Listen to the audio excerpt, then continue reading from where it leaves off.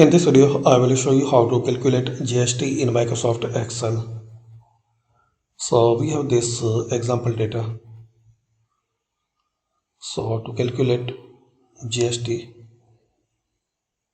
firstly we need to clear. So here type this formula equal sign.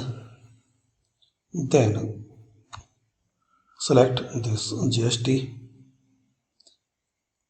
asterisk, then selling price divide by 100. Press enter. Now drag and drop. To get the net price, you can use this formula equal GST amount plus selling price. Press enter. Now drag and drop it.